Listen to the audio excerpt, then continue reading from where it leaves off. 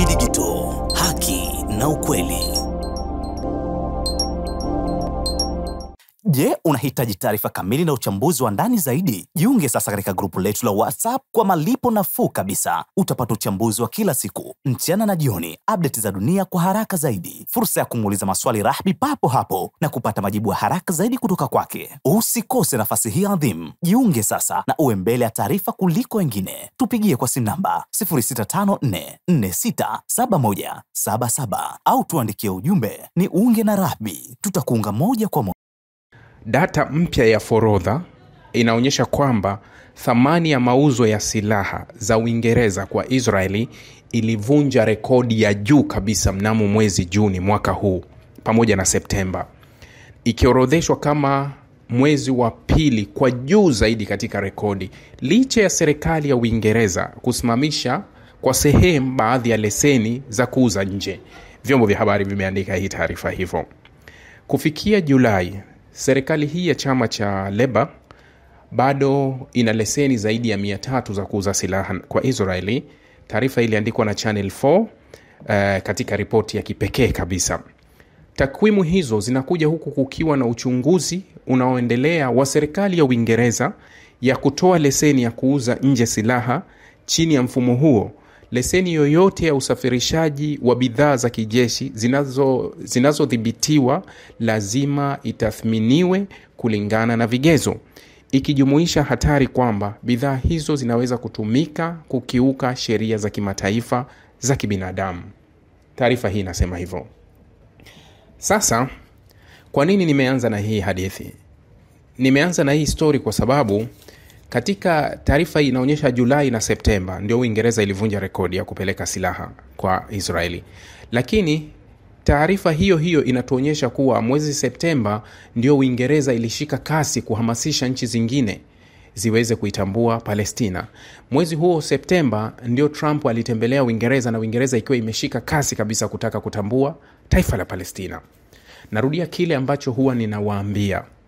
Hakuna ambacho huwa kinafanyika kwa bahati mbaya. Hakuna kinachofanyika kwa bahati mbaya. Mambo mengi yameandikwa on script. Script zimeandika kila kitu.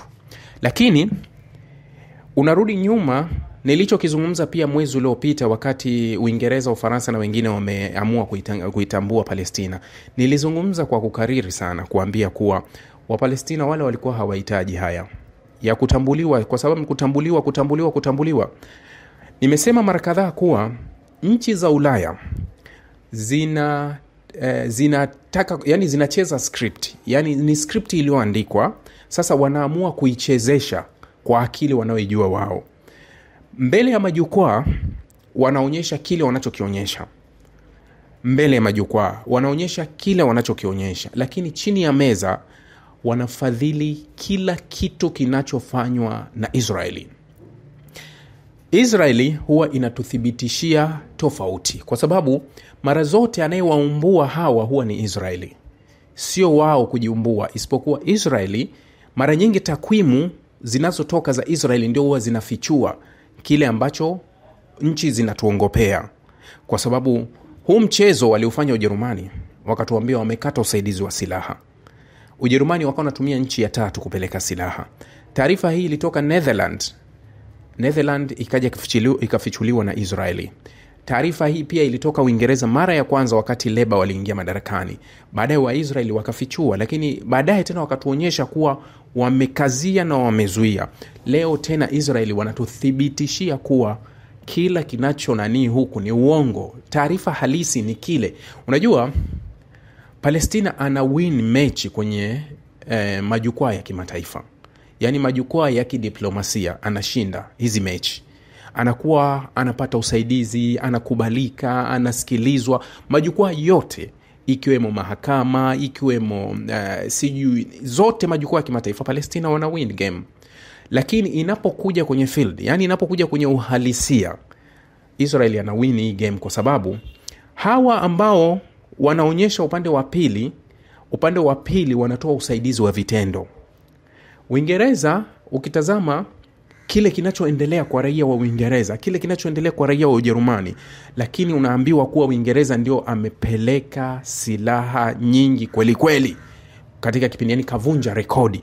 Yani katika kipindi ambacho anaupumbaza umma wa ulimwengu kuwa tunataka suluhu.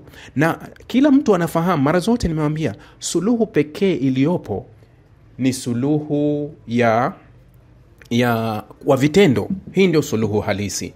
Suluhu ya vitendo ndio suluhu halisi, sio hii suluhu ambayo tunaletewa hivi sasa. Suluhu ya vitendo ndio suluhu halisi.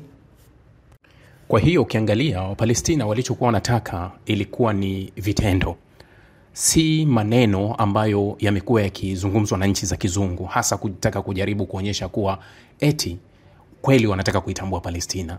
Kuitambua Palestina kwenye makaratasi, hii ni script ambayo imeandikwa kote kote. Wapumbazeni huku, sisi tunawashambulia kwa njia nyingine. Ndio ilivyokuwa. Wao watatangaza kuwa tunaitambua Palestina, tunaitambua Palestina kwenye makaratasi. Kwenye vitendo wanafanya usaidizi wa vitendo vya moja kwa moja kuisaidia Israeli kutimiza kila hitaji lake. Kwa hiyo ndio hali halisi. Hivi sasa kinachoendelea kwenye mazungumzo, nadhani turudi huko sasa Shamil Sheikh. Tuangalie yale yanayozungumzwa au nini kinachoendelea. Donald Trump amemuomba rais wa Uturuki Recep Tayyip Erdogan kuingia na yeye kwenye hili swala, kujaribu kushinikiza kuwa hili liweze kutimia. Nadhani ni kama amedhamiria, unaweza kusema amedhamiria kupoza, yani kufunika moto kwa juu, acha tu wake kwa chini, lakini tunaufunika kwa juu, lingine litalokuja. Katika kipindi hiki haya mazungumzo, waziri mkuu wa Qatar Mohamed Al Thani amejiunga kwenye mazungumzo kwa mujibu wa vyombo vya habari.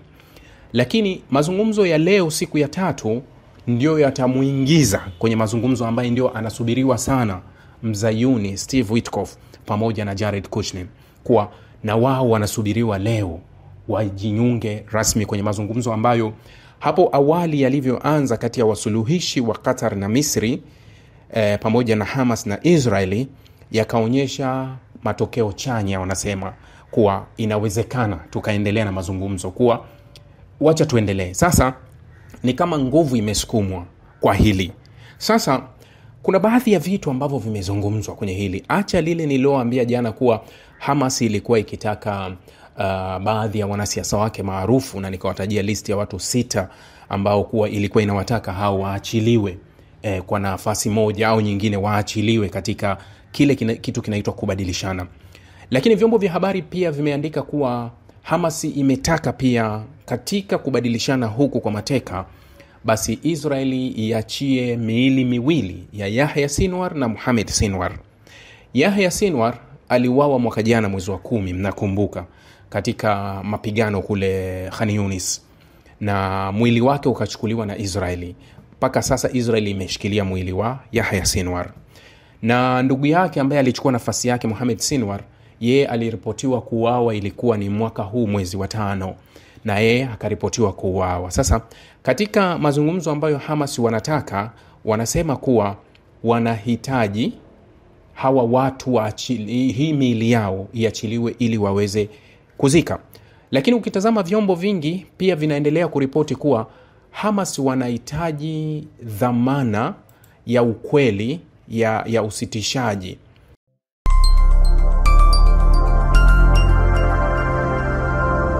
Rahby Digital, haki na ukweli.